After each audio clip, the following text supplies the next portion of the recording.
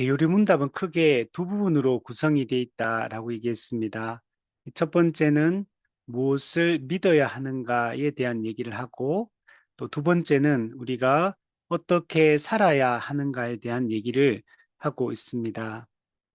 이스라엘 백성들은 애굽에서 종살이를 하고 있었습니다. 근데 하나님께서 이 언약의 기초에서 그 언약을 신실히 이루셔서 이스라엘 백성들을 구원해 내십니다. 그리고 이제 구원받은 하나님의 백성답게 살도록 이 십계명과 십계명 도덕법의 시행세칙인 이 율법, 시민법과 의식법을 우리에게 주셔서 이것을 지키며 거룩하게 살아가게 하신 것을 볼 수 있습니다. 그러니까 구원을 받은 것은 유월절 어린 양의 피로 말미암아 구원을 받은 것이고, 구원받은 이후에 이스라엘 백성들이 우리의 최종 목적지인 하나님 나라를 상징하는 그 가나안 땅으로 나아갑니다.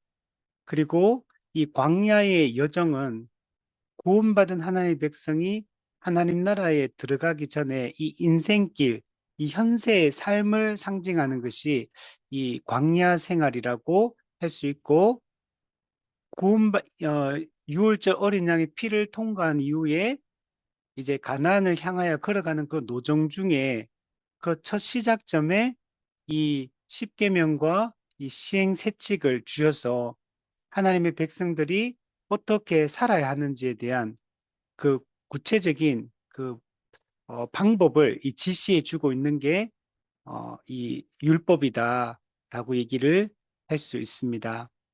그리고 이거는 우리가 사실 이제 그 구약에서는 이게 모형이기 때문에 가나안이 하나님 나라를 상징하지만 이게 완성이 아니라 모형으로 보여주고 있기 때문에 아직까지는 이게 실제로 이스라엘 백성들이 구약에서 가나안 땅에 들어갔지만 하나님 나라 백성답게 온전히 살지 못합니다.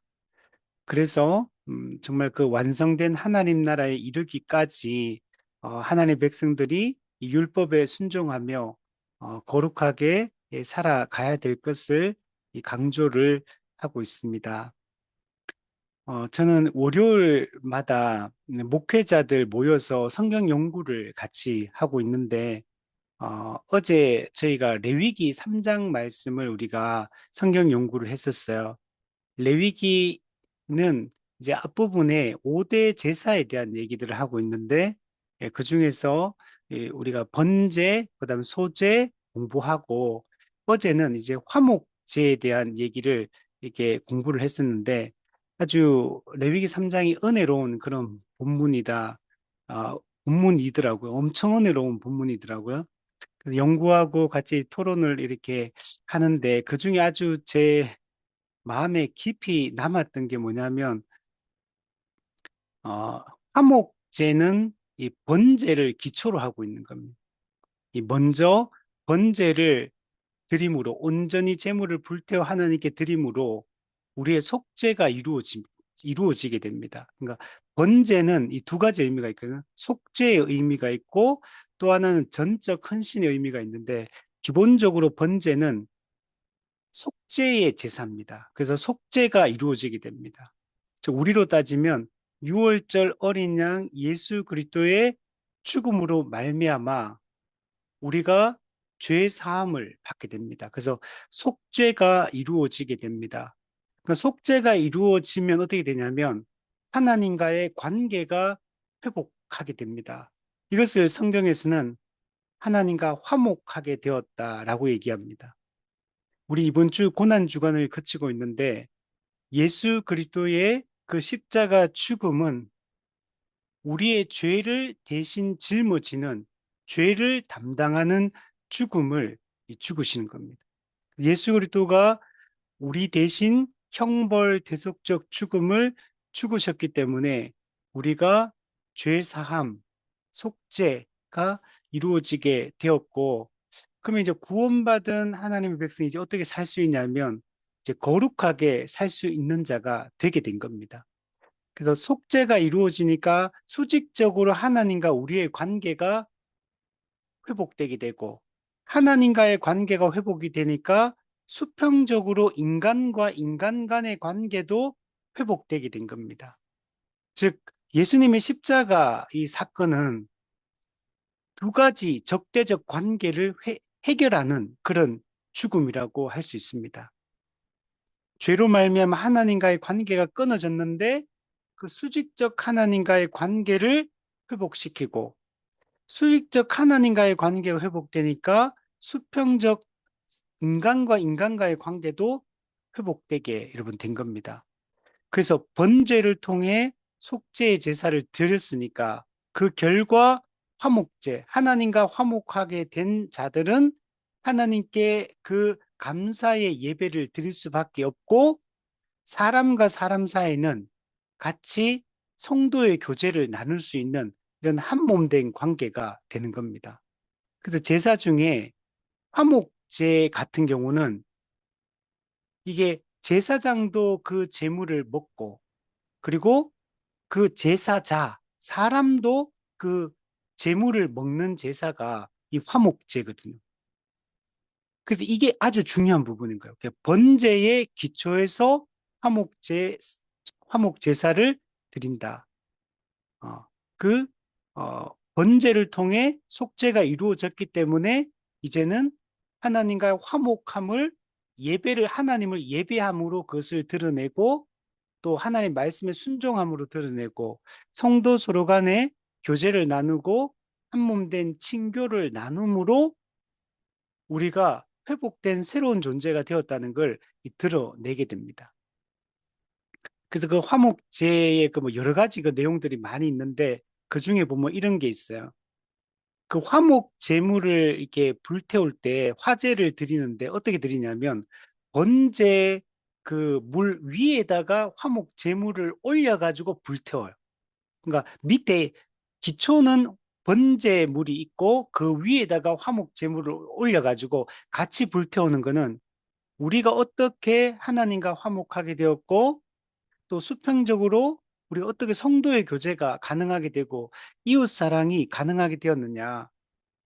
그리스도의 그 완전한 속죄가 있었기 때문에 우리가 이 모든 은혜를 누릴 수 있게 되었다라는 걸 보여주는 게 바로 이 화목 제사다라고 얘기를 할 수 있습니다. 우리 지금 십계명 이 내용들도 마찬가지인 거. 이거는 우리가 구원을 받기 위하여 이 율법을 지켜서 십계명을 지켜서 구원을 받게 하려고 이 십계명이나 율법을 주신 것이 아니라 하나님이 어린 양, 유월절 어린 양의 그 피로 우리를 구원해서 이제 구원받았기 때문에 우리가 하나님과의 화목함을 누리고 사람과의 화목함, 피조물과의 화목함을 우리가 누릴 수 있게 되었기 때문에 그래서 이제 우리가 그 구원받은 백성답게 언약 백성답게 살게 하기 위하여 이 십계명을 이 도덕법을 주시고 도덕법의 시행 세칙을 우리에게 주셔서 이것을 지킬 것을 명령을 여러분 하고 있는 겁니다. 그래서 이게 이 원리가 너무 중요한 거예요. 이, 이 부분이 우리 성경의 서신서를 보면 이 원리가 그대로 적용이 되어 있는 걸 볼 수 있어요. 우리 서신서를 보면 앞에는 뭐가 있냐면 다 교리가 있습니다. 앞에는 전반부에는 교리가 있고 후반부에는 이 실천에 대한 얘기, 그 이제 그 우리가 행할 것에 대한 얘기가 나옵니다. 그래서 앞에 교리 부분은 여기는 교리 부분은 우리 인간의 공로나 인간의 행위는 하나도 없어요. 우리는 전적으로 타락한 존재, 전적으로 부패한 존재, 그리고 스스로의 힘으로는 우리의 죄 문제를 해결할 수 없는 전적으로 무능력한 존재. 이게 원래 사람이었다. 근데 하나님이 주권적 은혜를 베풀어 주신 겁니다. 우리는 그 이유를 몰라요. 하나님이 그 기쁘신 뜻대로 예정하사 우리를 흠이 없고 거룩한 자기 아들로 자녀로 하나님이 받아주신 것. 그 우리를 하나님의 자녀로 받아주기 위하여 근데 그게 받아주려면 근거가 있어야 돼요. 그 근거가 뭐냐면 예수님이 십자가 이 죽음인 겁니다. 예수님의 십자가 죽음은 죄인이 하나님 앞에 다시 서기 위한 이 기초요 근거가 되는 겁니다. 우리를 죄 문제를 해결하기에 무력한 우리를 대신해서 예수 그리스도가 그 죄의 대가를 다 지불하시고 형벌을 대신 담당하심으로 죄의 값이 치러졌으니까 죄의 그 결과인 죽음도 사라지게 됩니다. 그래서 우리가 이제 하나님 앞에 설 수 있는 자가 되었고, 이제 우리 하나님 앞에 되어서 우리가 새로운 존재가 그래서 되게 된 겁니다. 이게 이제 서신서의 전반부 교리에 해당합니다.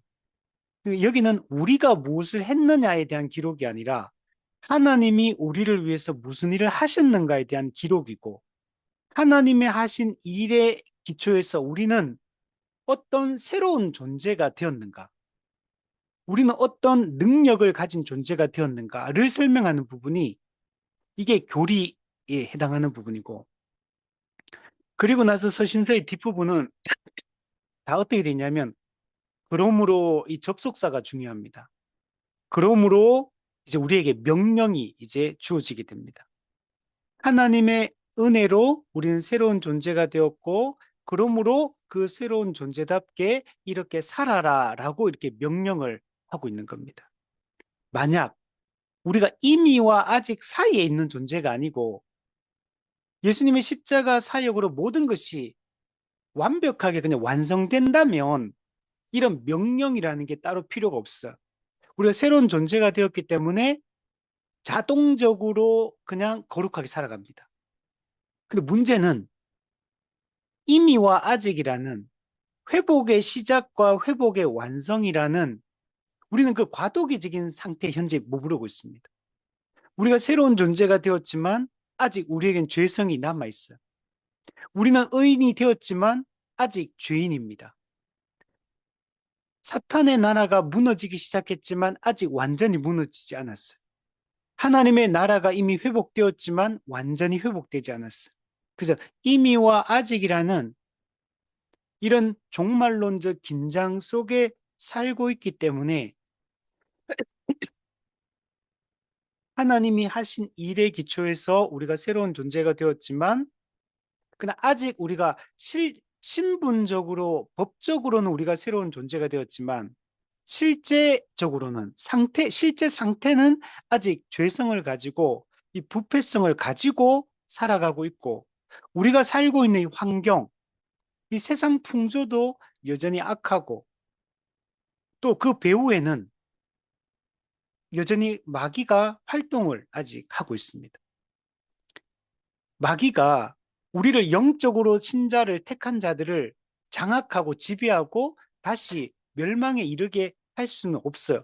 그래서 음부의 권세가 교회를 이기지 못하고 악한 자가 교회를 만지지도 못한다 그러고 사탄은 결박되었고 무저갱에 던져 넣어 잠그고 지금 임봉된 상태, 감금되어 있는 상태다라고 말하지만 그게 완전히 우리가 완전히 죄로부터 벗어난 것도 아니고 마귀가 완전히 멸망한 상태도 아직 아니기 때문에 명령형이 필요합니다.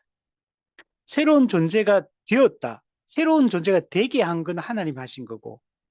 그러나 새로운 존재답게 이제 실제로 말씀에 순종해서 거룩하게 살아가는 것은 이 죄와의 싸움, 영적 전투, 또 하나님의 도우심, 성령의 능력을 의지하고 살아가는 이 과정이 반드시 필요한 겁니다. 그래서 명령형, 직설법도 있지만 명령법도 있는 겁니다. 그래서 우리가 이 부분을 잘 이해를 하고 이 십계명이 주어지고 율법이 주어진 것이 우리에게 어떤 의미인가를 생각을 해야 되는 겁니다.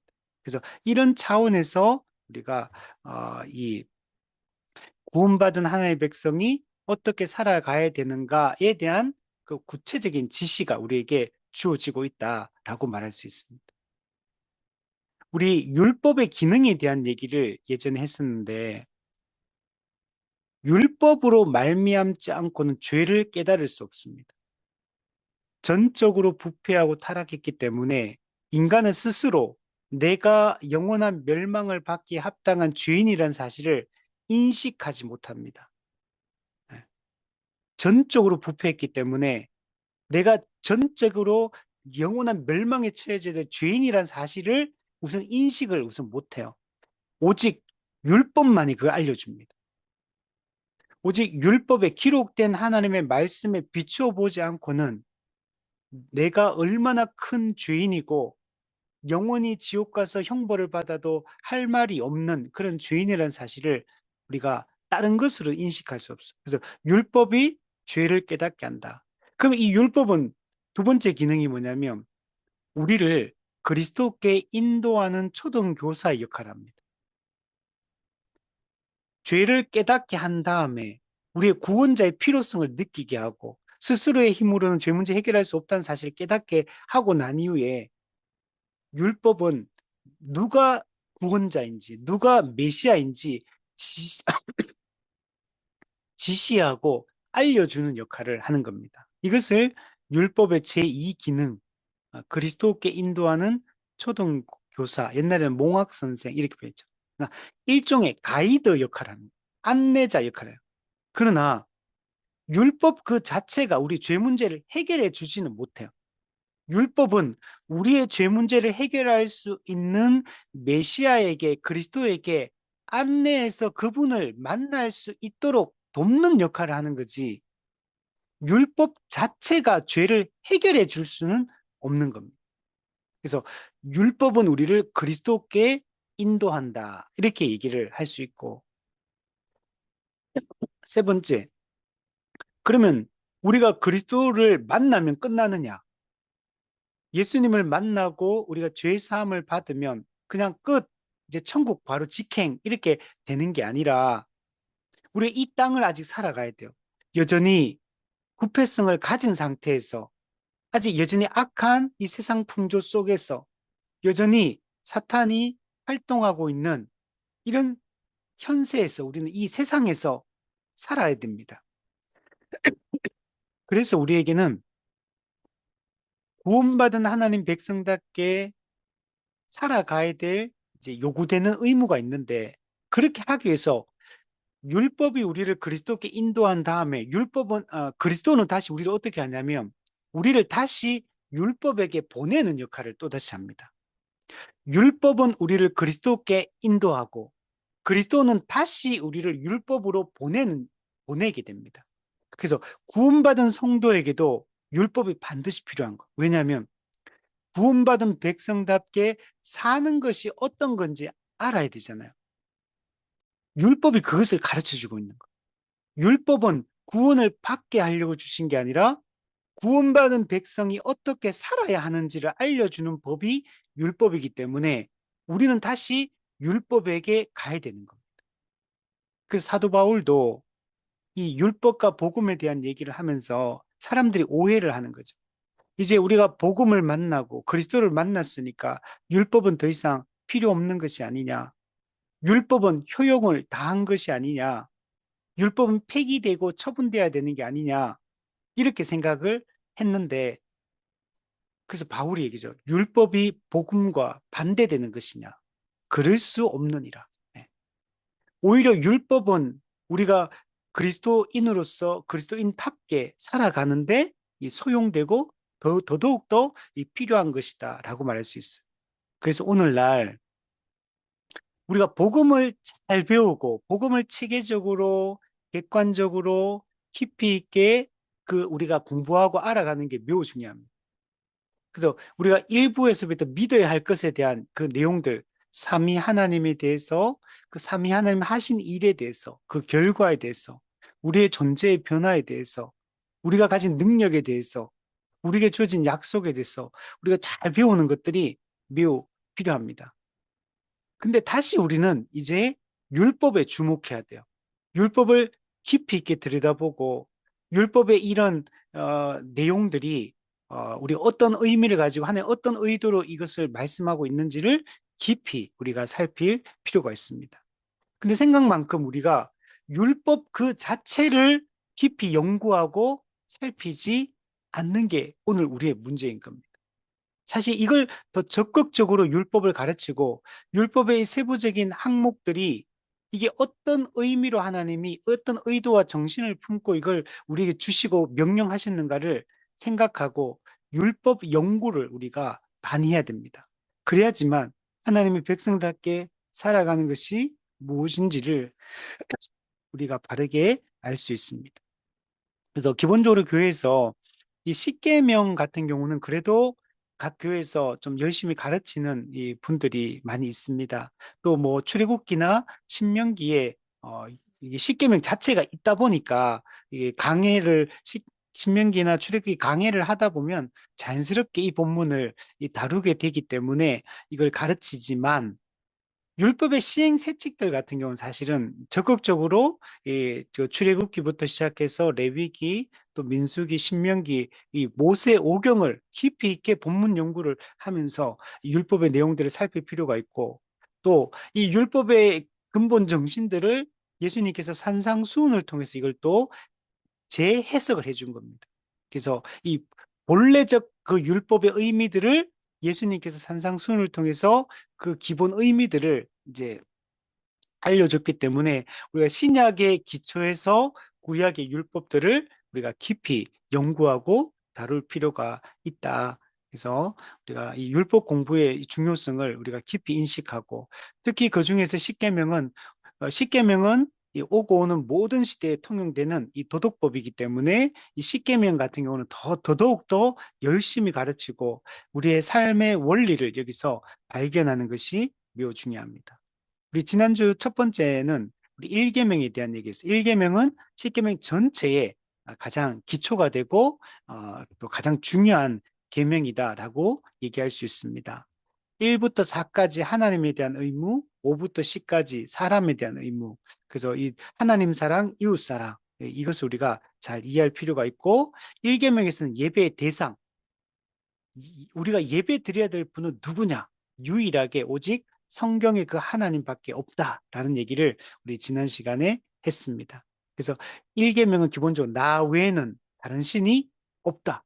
우리가 다른 신은 없다. 여기서 시작해야 돼요. 신적 존재는 오직 성경에 나타나 있는 이 하나님밖에 없다. 한 분 하나님밖에 없다라는 것들을 인식해야 되고 그러나 우리 세상에는 많은 신과 많은 주가 있기 때문에 그런 것들은 다 사실은 다른 신이 아니라 타락한 이 마귀가 사람들을 속이고 있는 것이다. 그래서 어떤 의미에서는 이 마귀가 하나님을 모방해서 자기가 신인 것처럼 신 행세를 현재 하고 있다는 사실을 알고 우리가 이것을 잘 분별하고 배격하는 것들이 필요합니다.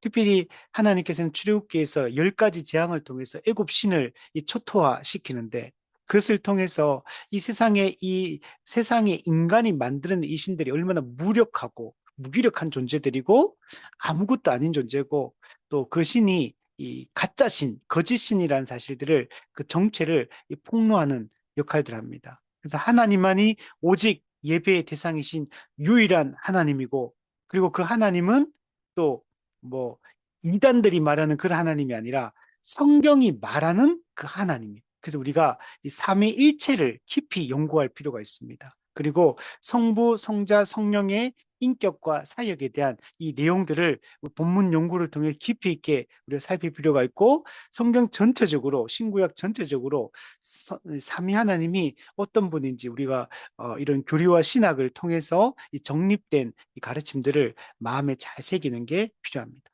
자, 오늘은 이계명에 대한 얘기를 하는데 이계명은 예배의 방법에 대한 얘기를 하고 있습니다. 자, 그러니까 1부터 4계명은 전부 다 예배에 대한 얘기를 다 하고 있는 겁니다. 예배의 대상, 예배의 방법, 또 예배의 자세, 그리고 예배의 이유, 이 네 가지에 대한 얘기를 현재 하고 있거든요. 그래서 2계명은 예배의 방법에 대한 얘기다.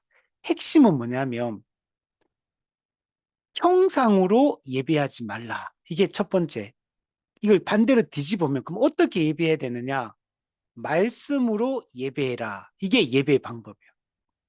사람들은 자꾸 하나님을 형상으로 만들어서 예배하려고 하는데 그게 아니고 하나님을 예배하는 유일한 방법은 말씀으로 예배하는 것이다. 예배는 우리가 하고 싶은 대로 사람이 막 하면 되는 게 아니고 하나님이 정한 방법이 있는 겁니다. 인간이 고안해낸 예배의 방법은 안 됩니다. 하나님이 정한 예배의 유일한 방법이 있는 겁니다. 오직 우리는 그 방법으로만 예배를 드릴 때 하나님이 그 예배를 받으신다라고 말할 수가 있어요. 우리 많은 분들이 이게 잘못 오해하는 것 중에 1계명과 2계명을 똑같은 얘기로 이렇게 보는 경우들이 많아요.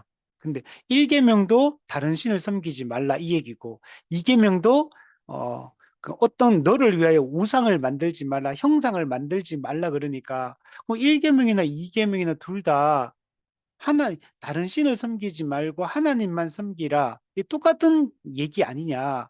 그래서 이건 똑같은 얘기인데, 내용인데 왜 두 개의 계명으로 나누어져 있느냐. 이렇게 우리 생각을 하는 경우가 있는데, 이거는 그런 의미가 아니고, 이 계명은 다른 신을 우상으로 만드는 얘기를 하는 게 아니라, 하나님을 형상으로 만드는 부분을 지적을 하고 있는 겁니다. 하나님을 섬기려고 하는데 그 하나님을 눈에 보이는 형태로 만들어서 하나님을 예배하려고 하는 것을 하나님이 금지를 하고 있는 겁니다. 그래서 이거는 의미가 다르다라는 것들을 우리가 생각을 해야 됩니다. 우리 로마 가톨릭 같은 경우에 천주교 같은 경우는 십계명이 우리하고 달라요. 로마 가톨릭은 1계명과 2계명을 하나로 뭉쳐놨어요. 우리는 이게 명확하게 구분돼 있잖아요. 성경에도 구분돼 있고. 그런데 로마 가톨릭은 1계명과 2계명을 하나의 그 계명으로 만들어 놓고 그러면 계명이 9개밖에 안 되잖아요. 그래서 어떻게 하냐면 10번째 계명을 두 개로 나눠 놨어요. 그내 이웃의 아내를 탐내지 말라, 이웃의 가축을 탐내지 말라, 이웃의 소유를 탐내지 말라 이런 내용들을 분리해가지고 두 개로 나눠서 이렇게 그래서 10개의 계명으로 맞춰놨어요. 그렇게 했던 이유는 뭐냐면 로마 카톨릭 같은 경우는 이 형상을 만들어 예배하고 있기 때문에 그래서 로마 카톨릭은 초기 때부터 시작해서 성상 숭배, 형상 숭배를 해왔기 때문에 근데 이 이계명을 그런 의미로 받아들이게 되면 그들은 자기들이 이 십계명 어긴 게 돼버리기 때문에 그래서 1계명과 2계명을 합쳐가지고 그냥 다른 신을 섬기지 마라 이런 의미로만 사용하고 있는 것을 볼 수 있습니다. 그래서 이거는 잘못된 이 방법이다라고 말할 수 있습니다. 자, 그러면 107문부터 오늘은 110문까지 이계명의 내용들을 한번 살펴보면 이계명의 구체적인 내용이 107문에 기록이 되어 있습니다. 자, 이계명은 너를 위하여 새긴 우상을 만들지 말고 네. 또 위로 하늘에 있는 것, 아래로 땅에 있는 것, 땅 아래 물속에 있는 것에 아무 형상이든지 만들지 말며 또 그것들에게 절하지 말고 그것들을 섬기지 말라. 네. 이게 핵심적인 내용이죠. 음. 새긴 우상, 아무 형상을 만들지 말라는 것. 하늘에 있는 것의 형상이든지, 땅에 있는 형상이든지, 물 속에 있는 형상이든지, 아무 형상도 만들지 말라. 만들지도 말고, 제작도 하지 말고, 절하지도 말고, 그리고 섬기지도 마라. 이게 핵심적인 얘기예요. 그리고 부가적으로 덧붙여져 있는 말씀이 있어요. 나 여호와 너의 하나님은 질투하는 하나님인즉 나를 미워하는 자의 죄를 갚되 아비로부터 아들에게 3, 4대까지 이르게 하거니와 나를 사랑하고 내 계명을 지키는 자에게는 1000대까지 은혜를 베푸느니라. 이거는 핵심은 이겁니다. 예배 1계명에서 예배의 대상은 오직 하나님밖에 없다고 얘기했어요.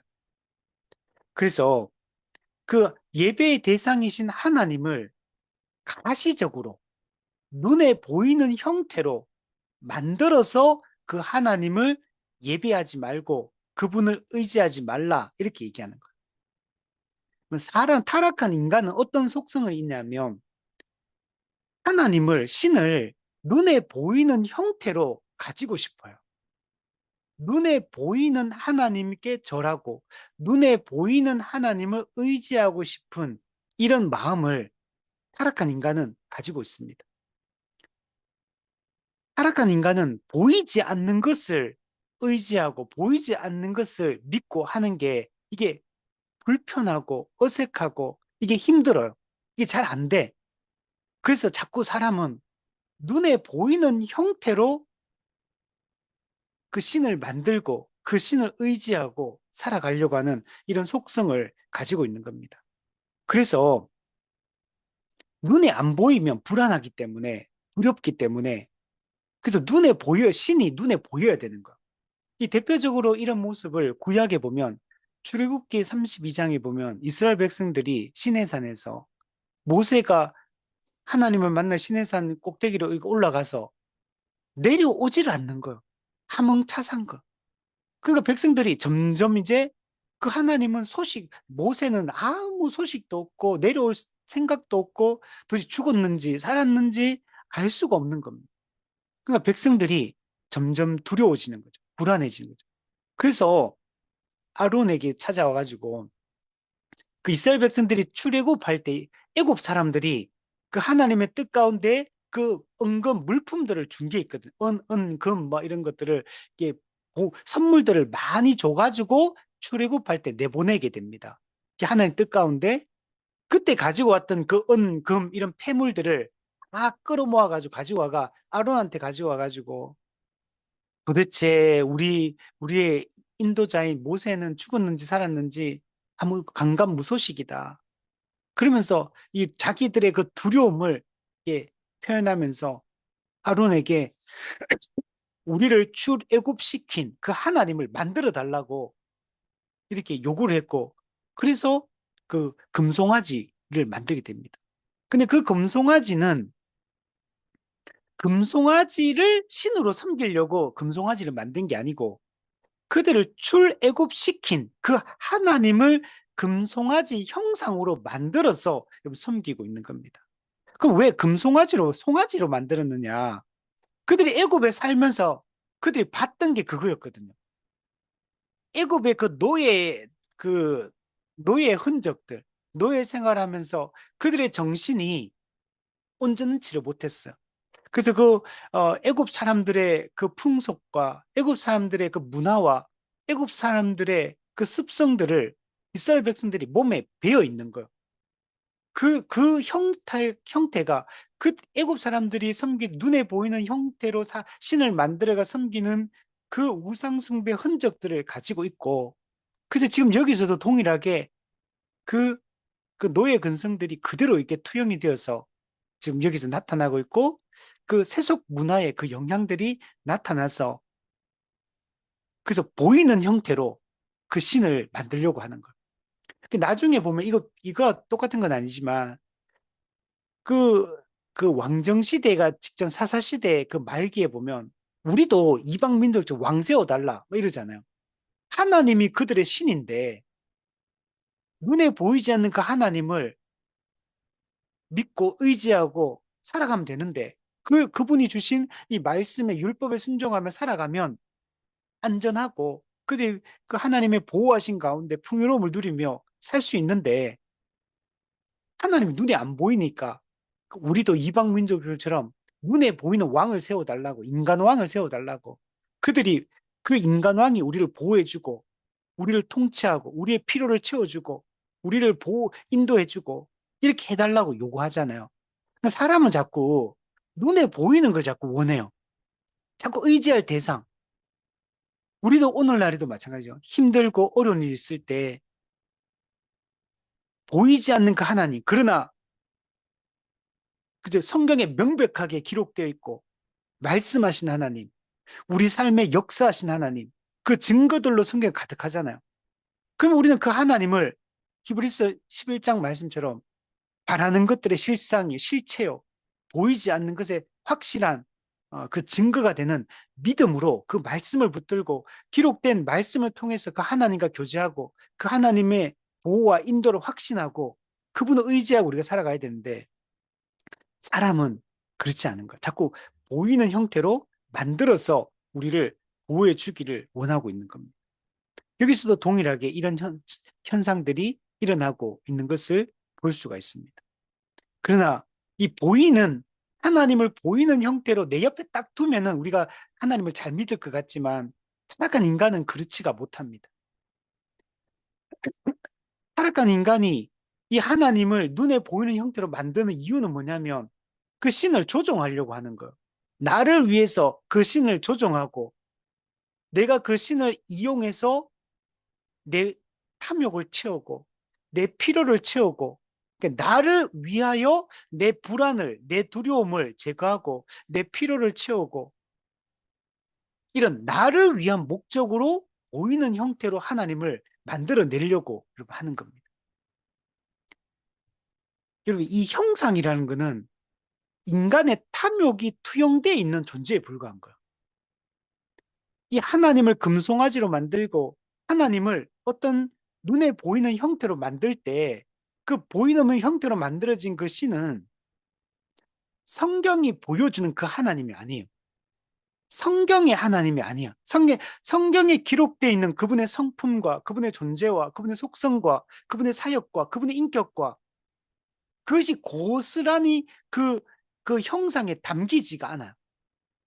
오히려 거기에 인간은 관심을 두는 게 아니라 눈에 보이는 형태로 만든 그 신에 내 욕망을 그 우상에게, 그 형상에게 투영해가지고 나를 위한 도구로 활용하려고 하는 것.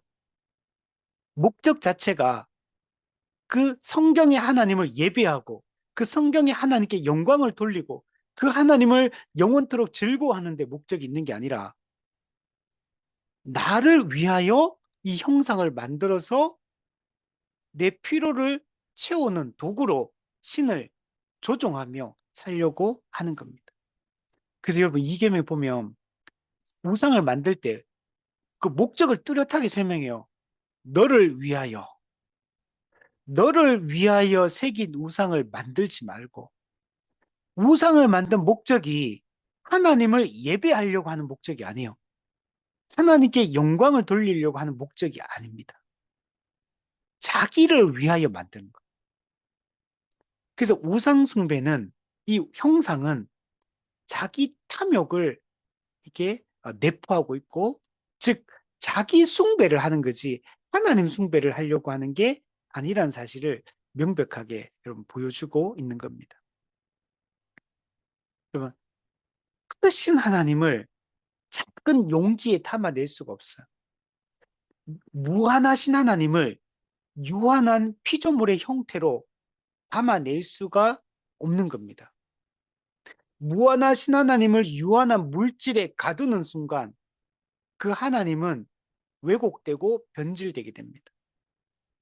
그, 그 만들어진 그 신은 그 유한한 물질에 담겨 있는 그 신은 성경의 하나님이 아니에요. 성경이 말하는 그 하나님이 아니에요. 우리는 성경에 기록되어 있는 이 하나님, 성경을 통해 자기를 계시하신 이 하나님을 우리는 섬겨야 되고 그분을 예배하고 그분을 바르게 알고 믿는 게 중요한 겁니다. 근데 이건 오늘날에도 마찬가지예요. 우리가 성경을 깊이 있게 연구하고 성경에 나타나 있는 하나님이 어떤 분인가를 알아가지 않고 내가 생각하는 하나님을 예배하고 있어요. 내가 내 머릿속에서 상상해낸 하나님, 이런 하나님을 예배하고 있어요. 성경이 보여주고 있는 하나님의 속성에 관심을 가져야 되고 그분이 하신 일에 관심을 가져야 되는데 그게 아니고 하나님이 뭔가 이게 성경에 있는 하나님, 내가 어떤 상상하는 하나님, 내가 만들어내는 하나님, 이런 걸 만들어서 섬기고 있는 거예요. 내가 만든 하나님을 섬기는 사람들이 많은 겁니다. 이단들도 다 이런 사람들이죠. 성경에 있는 그 하나님이 아니라 그 하나님을 왜곡해서 이게 하나님이라고 주장하면서 섬기고 있는 거죠. 그래서 이런 모든 것들이 다 잘못된 거다. 이렇게 생각해야 돼. 당시 고대 근동에는 해, 달, 별, 뭐 짐승, 동물, 땅 속에 있는, 땅 아래 있는 물고기, 이런 형상을 다 만들어가지고 우상으로 섬겼거든.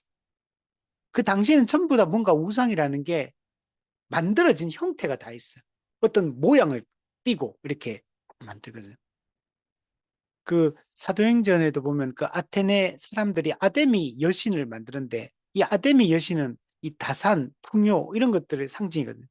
그래서 그 우상을 보면 그 아데미 여신 보면은 유방이 많이 달려 있어 이렇게 여러 개 이게 다산 출산의 신이기 때문에 이런 게 이런 형태로 딱 만들어 놓고 그걸 갖다가 모형으로 만들어 가지고 우리 요즘에 굿즈 이런 게 뭐 작은 거 뭐 가방에 달고 다니듯이 이런 거 만들어 가지고 요거 판매하는 게 그 당시 사람들의 또 생업이었거든. 이런 식으로 했어. 우리도 옛날에 무속 신앙들 다 보면 어떤 형태를 다 가지고 있는 형태를 가지고 다 만들고 있죠. 그러나 이거는 오늘날로 우리 따지면 오늘날 우리는 이런 식으로 어떤 눈에 보이는 형상으로 구체적으로 만들지 않는다 하더라도 우리가 상상하고 고안해낸 어떤 그림이 다 있어. 우리가 상상해낸 그것을 가시적 형태로 만들지 않는다 하더라도 우리의 마음속에 그 형상을 만들어 놓고 그것을 하나님이라고 섬기고 그 하나님을 착각하고 이렇게 섬기고 있는, 믿고 있는 이런 모습들을 우리가 볼 수가 있습니다. 창조주는 피조물로 표현할 수 없는 것입니다. 우리는 이런 것들을 만들지도 말고 절도 하지 말고 섬기지도 말아야 돼요. 자, 그리고 뒷부분에 이 질투하는 하나님에 대한 거는 백신문에서 이걸 자세하게 또 조금 더 다루고 있습니다. 근데 그때 얘기하고, 자, 108문을 보면, 108문은 이계명이 우리한테 무엇을 요구하는가를 얘기하고, 109문은 이 이계명이 우리에게 무엇을 금지하고 있는가, 이를 얘기합니다. 우리 십계명은 전부 다 이 부정 명령의 형태로 되어 있는 것도 있고 긍정 명령의 형태로 되어 있는 것도 있다 그랬죠. 예를 들면 부모를 공경하라, 안식일을 지키라 이런 것은 다 긍정 명령으로 되어 있어. 그 대부분은 뭐뭐 하지 마라, 하지 마라, 하지 마라, 하지 마라 다 이 부정 명령으로 되어 있어. 그 형태가 어떠하든지 간에 십계명을 해석할 때는 딱 우리 두 가지를 이건 한 가지만 생각하면 돼요. 이건 메시지가 두 개의 방향으로 메시지를 주고 있다. 하나는 요구하는 의무가 있고, 하나는 금지하는 게 있다. 금지가 있고 요구가 있다. 그래서 소극적인 측면과 적극적인 측면으로 이 메시지를 던져주고 있다. 이렇게 우리 생각을 하면 됩니다. 자, 먼저 109문부터 먼저 한번 볼게요. 자, 이계명은 만들지 말라 이렇게 부정명령으로 되어 있기 때문에 금지하고 있는 것부터 한번 보면 이계명에서 금지된 죄는 하나님께서 친히 제정하지 않으신 어떤 종교적 예배를 고안하고 의논하고 명령하고 사용하고 어떤 모양으로 승인하는 이 모든 것들을 다 금지하고 있다. 중요한 게 이거예요. 하나님께서 친히 제정하신 어떤 종교적 예배, 예, 하나님은 자기를 어떻게 예배해야 하는지에 대해서 명백하게 알려주고 있어요. 하나님이 제정하신, 하나님이 직접 정하신 예배의 방법이 있는 겁니다. 우리는 이렇게만 예배를 드려야 된다. 사람이 고안해내고 성경이 명하지 않는 하나님이 정한 예배의 방법이 아닌 다른 어떤 형태도 우리는 그것을 거부해야 되는 겁니다. 만약 사람이 고안해내고 만들어낸 어떤 예배의 형태로 만약에 하나님을 예배한다면 하나님은 그 예배를 받지 않겠다라고 말씀하고 있는 거예요. 우리가 정하는 게 아니에요. 하나님이 다 정해주시는 거예요. 그럼 우리는 어떻게 예배를 드려야 되는지 예배의 방법에 대해서 성경이 뭐라고 말하는지를 알고 그 예배의 방법대로 예배하기를 힘을 써야 되는 거예요. 근데 오늘날 보면 이런 것들을 교회들이 그냥 실용주의, 효율성, 어떤 이런 측면에서 접근해가지고 그냥 마음대로 막 바꿔버려요. 하나님이 명한 방법에, 정한 방법에 집중해야 되는데 그거는 관심이 없고 자꾸 인간이 이거는 효율적이다. 이거는 실용적이다. 이거는 먹힌다. 이건 사람들에게 어떤 영향을 끼칠 수 있다라고 하는 어떤 자기가 만든 방법대로 뭔가를 만들어내 가지고 하나님을 섬기겠다라고 얘기를 한다는 것. 우리 이런 것들을 다 배격을 해야 된다는 것. 하나님을 형상으로, 눈에 보이는 형상으로 만들어내는 순간, 인간적인 고안물로 만들어내는 순간, 하나님은 하나님의 본질이 왜곡되고 축소되고, 예, 예, 또 어떤 부분은 약화되게 됩니다. 피조물은 창조주를 담아낼 수 없기 때문에 그런 것들을 우리가 다 배격을 해야 됩니다. 우리는 하나님의 그 본질, 하나님의 영광, 하나님의 속성, 존재, 인격, 사역을 담아낼 수 있는 이런 방법으로만 하나님을 예배해야 된다. 그래서 예배 방법에 대한 얘기를 하고 있다라고 합니다. 밑에 보면 또 하나님의 삼위의 전부나 그중 어느 한 위의 표현이라도 내적으로 우리 마음속에나 외적으로 피조물의 어떤 형상이나 모양을 만드는 것이며 이 꾸며낸 신의 형상으로 하나님을 예배하며 섬기는 것, 우리 자신들이 고안했든지 또는 전통에 의해 다른 사람들로부터 받았든지 구제, 풍속, 경건, 선한 의도 혹은 다른 구실의 명목 아래 예배에 추가하거나 삭감하거나 또 하나님의 예배를 부패하게 하는 미신적 고안, 성직매매, 신성 모독, 하나님이 정하신 예배 규례에 대한 모든 태만, 경멸, 방해, 반항, 이 모든 것을 이계명이 금지하고 있다라고 얘기를 하고 있는 겁니다. 네. 우리가 삼위의 전부 또는 삼위 중에 어느 한 위격이라도 그분의 존재, 속성, 본질, 뭐 인격, 사역 어느 하나도 왜곡시켜서는 안 돼요. 삼위 하나님의 어떤 부분도 우리는 왜곡시켜서는 안 된다. 그렇게 하려면 우리가 성경 연구를 정말 바르게 해야 돼요. 그리고 이 성경을 깊이 연구한 우리 믿음의 선배들이 물려준 이 역사적 기독교가 물려준 이 교리적 전통을 잘 공부하고 배우는 게 필요합니다. 만약에 내가 혼자서 성경 연구해가 이걸 다 알아내려면 우리 죽을 때까지 해도 우리가 못 알아냅니다. 그래서 우리는 믿음의 선배들이 물려준 이 교리적 전통을 잘 아는 게 정통 이 교리와 신학을 공부하는 게 매우 중요하고 그것을 기초로 해서 그걸 기반으로 해가지고 성경 본문 연구를 또 해야 돼요. 그래서 반드시 그래서 교리와 신학과 이 본문 연구가 항상 같이 가야 돼요. 성경과 교리가 항상 같이 가야지만 올바른 신앙이 가능합니다. 이게 어떤 분은 교리와 신학을 공부하는 건 열심히 하는데 본문을 깊이 연구하고 묵상하는 이 자체를 또 무관심한 분들이 있어요. 어떤 분들은 성경 본문을 연구하고 하는 거는 열심히 하는데 교리와 신학을 공부하는 것도 열심히 안 하는 분들이 있어요. 둘 다 문제가 돼요. 우리가 지금 완성된 존재가 아니기 때문에 본문 연구를 우리가 성경을 쉽기 때문에 우리가 그냥 본문만 읽어도 사실은 진리를 알 수 있고 깨달을 수 있어요. 그러나 우리가 성경은 더 깊이 있게 해석해 나가야 돼요. 우리가 그래야지만 더 바르게 하나님을 이해하고 그분을 섬길 수 있기 때문에 그래서 본문 연구를 깊이 해 나가서 그 그리스도의 사랑의 깊이와 높이와 깊이와 넓이를 알아가야 됩니다. 그래서 이게 본문 연구도 열심히 해야 되지만 근데 이걸 올바른 해석의 틀 안에서 올바른 그 원리 안에서 하려면 교리와 신학을 공부를 해야 돼요. 그래야지만 이 울타리 역할을 해서 이단들처럼 이상한 해석을 하지 않도록 성경을 이게 안전하게 지켜주는 역할을 하는 게 이 교리와 신학이거든요. 그러나 또 교리와 신학만 공부해서는 안 돼요. 교리와 신학도 그렇다고 해서 이게 100% 이게 완벽한 진리냐? 교리와 신학은 계속 발전되는 거거든요. 계속 더 성경적으로 더 다듬어져 가는 과정 중에 있기 때문에 이 교리와 신학 그 자체가 진리 그 자체는 아니거든요.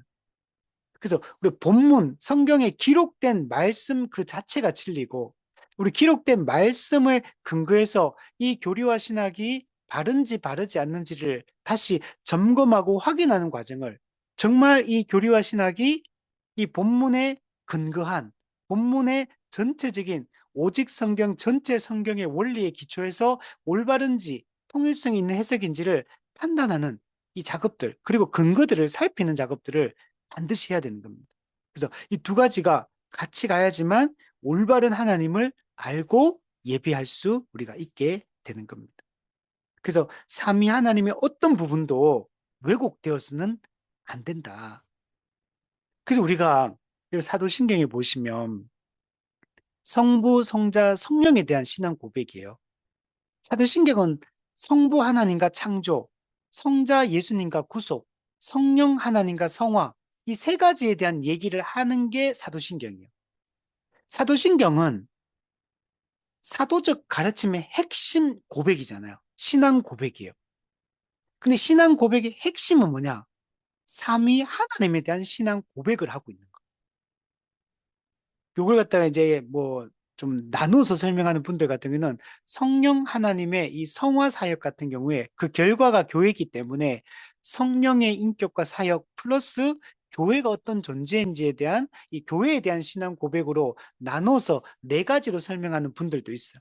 근데 그렇게 해도 어차피 교회에 대한 신앙 고백은 성령의 사역의 결과에 대한 고백이기 때문에 그 성령 사역에 보통은 이제 추가해서 세 가지 신앙 고백이다. 이렇게 얘기를 하는 겁니다. 그래서 우리는 성부의 인격과 사역, 성자의 인격과 사역, 성령의 인격과 사역에 대한 이 이해가 깊어지는 게 매우 중요합니다. 그래서 우리가 본문을 볼 때마다 이 삼위 하나님이 어떤 분인가를 깊이 살피고 이 하나님이 왜곡되지 않도록 올바르게 그분이 드러날 수 있도록 하는 게 매우 중요해요. 예를 들면 제가 어제 며칠 전에 페이스북에 보니까 루터 교회 목사님이 글을 썼는데 이제 그분이 이제 우리 한국 교회의 간증 문화에 대한 얘기를 하시더라고요. 그래서 좀 비판적으로 한국 교회가 지금 시행하고 있는 이 간증 문화가 어떤 측면에서 이게 문제가 많은지에 대해서 기록을 하고 있더라고요. 그래서 저는 거의 100% 동의가 되더라고요. 그러니까 간증을 부정하는 게 아니라 간증은 중요한 거죠.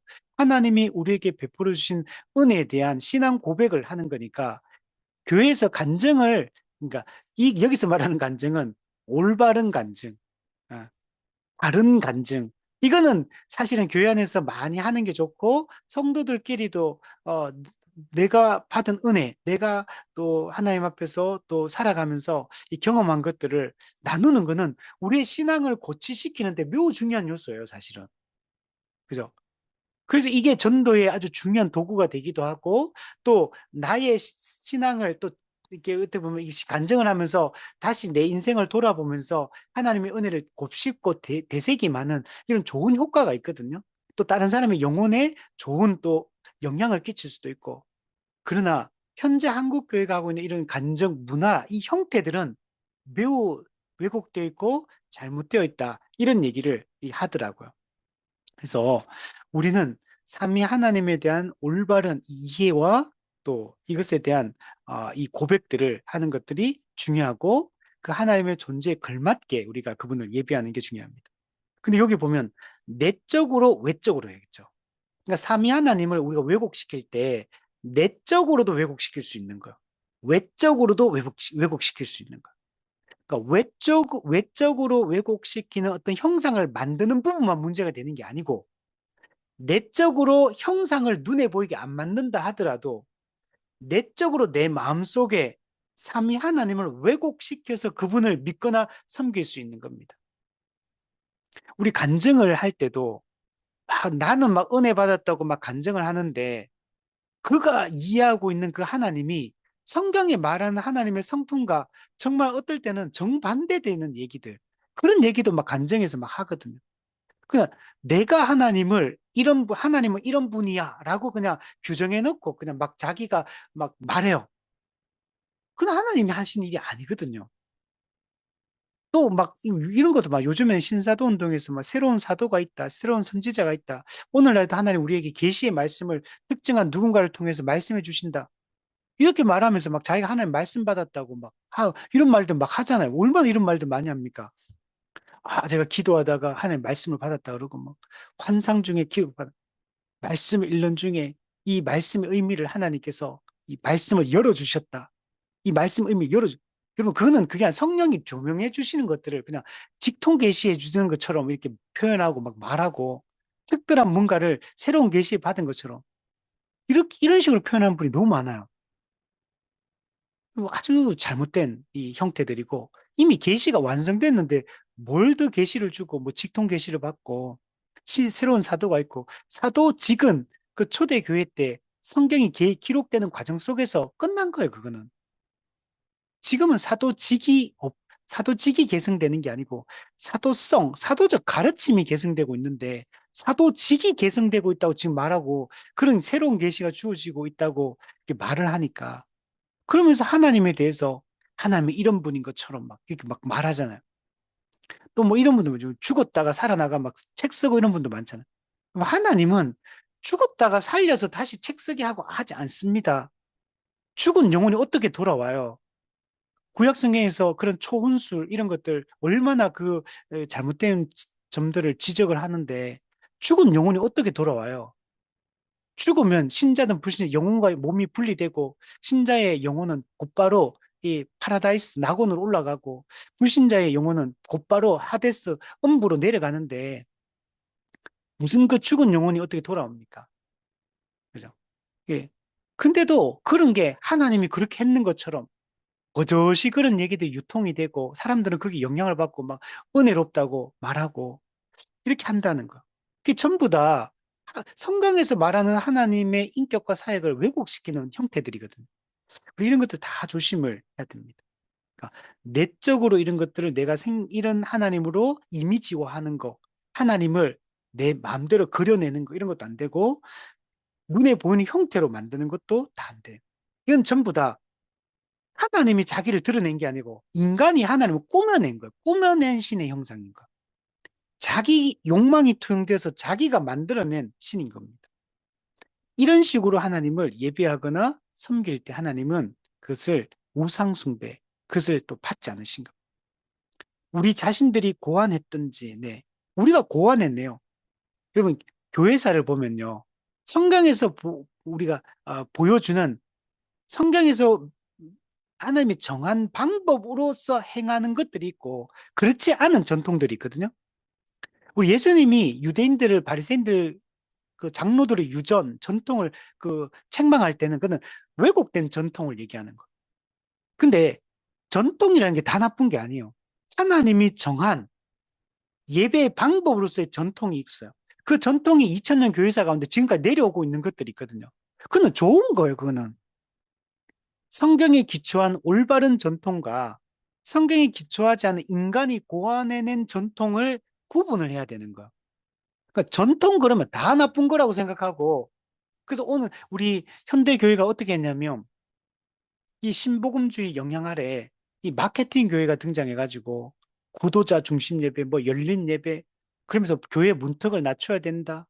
그리고 막 사람들이 교회 왔을 때 뭔가 너무 의식적이고 너무 불편해 보이는 그런 것들은 다 이게 다 현대적으로 바꿔가지고 예배 순서라든지 이런 것들 그냥 사람들이 접근하기 쉽게 그러니까 모든 의식적인 부분들 다 없애고 그냥 편안하게 목회자도 그냥 일상복 평상복 입고 그냥 뭐 티 하나 입고 올라가 그냥 예배하고 그러니까 뭐 물론 뭐 할 수도 있겠지만 그런 상황이라면 그뿐만 아니고 막 모든 걸 다 없애버리는 형식으로 가는 겁니다. 신앙 고백도 뭔가 순서에 흐름이 매끄럽지 않다. 물 흐르듯이 매끄럽게 이렇게 촥촥촥촥 지내되고 사회제 이런 것도 필요 없고 물 흐르듯이 자연스럽게 이렇게 흘러가야 되고 아, 구도자들 이게 불신자들이 왔을 때 뭔가 불편함을 느끼거나 좀 이렇게 마음에 거슬림을 좀 받을 만한 이런 요소들은 빼버리고 좀 그 어떤 멘트라든지 설교 메시지라든지 어떤 형태라든지 어떤 방식 이런 것들 다 모든 걸 인간 중심적으로 다 해버리는 거예요. 여러분, 2000년 교회사 가운데 예배 순서도 예배에 들어와 있는 그 예배 요소라 그러는데 그 예배 요소가 그렇게 예, 구성되어 있는 거는 그냥 하나님의 정한 방법으로서 그게 구성이 되어 있는 거고 그게 매우 중요한 부분들이거든요. 이런 것들 다 그냥 빼버리고 그냥 없애버리고 물 흐르듯이 자연스럽게 아니 뭐가 물 흐르듯이 자연스러운 게 뭐가 좋은지 모르겠어요. 어. 그 하나하나의 요소가 생각하면서 그게 왜 그걸 하는지, 그게 어떤 의미를 가지는지를 생각하면서 하라고 그렇게 해놨는데, 우리가 하나님께 올려드리는 것도 있고, 하나님 내려주시는 것도 있고, 우리의 반응도 있고, 하나님의 선포도 있고, 이런 것들이 자연스럽게 유기적으로 연결돼서 예배의 순서가 그 요소들이 다 들어가 있는데, 예를 들면 전통적인 예배의 순서는 뭔가 문제 있는 것처럼 뭔가 자꾸 바꿔가지고 이렇게 뭐 인간 중심적으로 인간이 어떻게 뭐 집중할 수 있게 만들려고 자꾸 이런 식으로 한다는 이런 게 전부 다 이런 요소들이 너무 많은 거예요. 또 장식, 화려한 장식들, 순서들, 또 인간적 전통들 이런 것들 그리고 올바른 전통은 다 없애버리고 나쁜 전통을 만들어내 가지고 인간 중심적인 이런 예배의 형식들을 자꾸 만들어 간다는 오늘 그 많이 사용하는 것들이 그중 가장 중요한 게 이제 음악적 요소 이런 것들 그래서 멘트 이런 것들 그리고 리듬 뭐 이렇게 어, 이런 것들을 어떻게든 연출 기획해서 사람들의 마음을 이렇게 고양시켜서 이렇게 뭔가 흥분시키고 또 감정을 고조시켜서 이렇게 은혜 받은 것처럼 이렇게 그 반응하게 만들려고 하는 이런 시도들 예, 그런 것들이 다 이게 인간이 고안해낸 예배의 방식들이거든요. 이런 것들 안 된다는 거예요. 인간적인 이런 아무리 의도가 좋다, 아무리 좋은 목적을 가지고 한다 하더라도 하나님이 정하지 않은 것들 추가해서도 안 되고 또 있는 것들을 빼는 삭감해서도 안 되는 거예요. 우리는 2000년 교회사 가운데 내려오는 이 방식이 왜 2000년 동안 왜 이런 방식으로 이렇게 만들어져 왔겠습니까? 이게 성경에서 지시하는 거고 이게 올바른 방식이기 때문에 이렇게 다듬어져 온 거거든요. 그래서 이 요소들을 빼지 않도록 하는 것들이 여러분 중요합니다. 그래서 하나님의 이런 인간이 만드는 이 미신적 고안들이 전부 다 예배를 부패하고 있는 거예요. 회식. 그 우리가 뭐 로마 가톨릭이나 이런 데 보면 의식적으로 뭐 초를 피운다든지 향을 낸다 이런 거 우리는 안 하잖아요. 기독교는. 이런 것들도 전부 다 그런 것들이에요. 뭐 옷 같은 경우도 기본적으로 이제 그 설교자들이 이렇게 그 옷을 이제 깔끔하게 이렇게 입고 그리고 또 뭐 성찬식 할 때는 이런 가운을 입고 요 정도는 우리가 하지만 더 이상의 그런 것들이 없잖아요. 근데 이제 이런 데는 이런 게 너무 많은 거예요. 하나님이 정하지 않은 예배 규례들 이런 것들을 많이 한다. 자, 그리고 맨 밑에 보면 중요한 게 하나님이 정한 예배의 방법이 있는데 이걸 갖다가 하기는 하는데 태만히 하거나 이런 것들을 경멸히 여기거나 방해하거나 여기에 반항해서 이걸 바꾸려고 한다거나 이렇게 하는 것도 예배를 멸시하는 거라는 거예요. 하나님을 경홀히 여기는 거라는 거예요. 하지 말아야 할 걸 하지 않는 거. 성경이 정한 예배 방법 이외의 걸 추가시키지도 말고 있는 걸 빼지도 마라.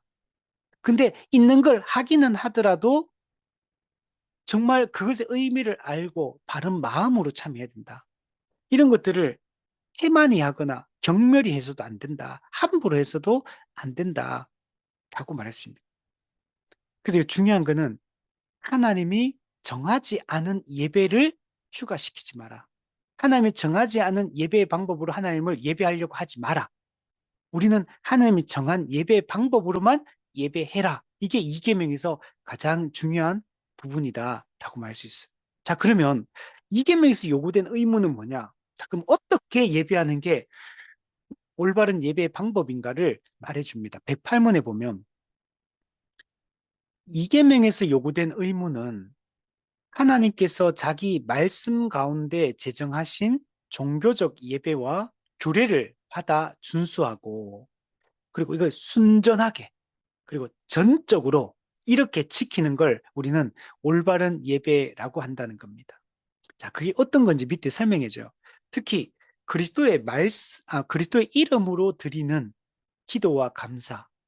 그다음 두 번째, 말씀을 읽고 전하고 듣는 방식. 세 번째, 성례의 거행과 받음, 성례.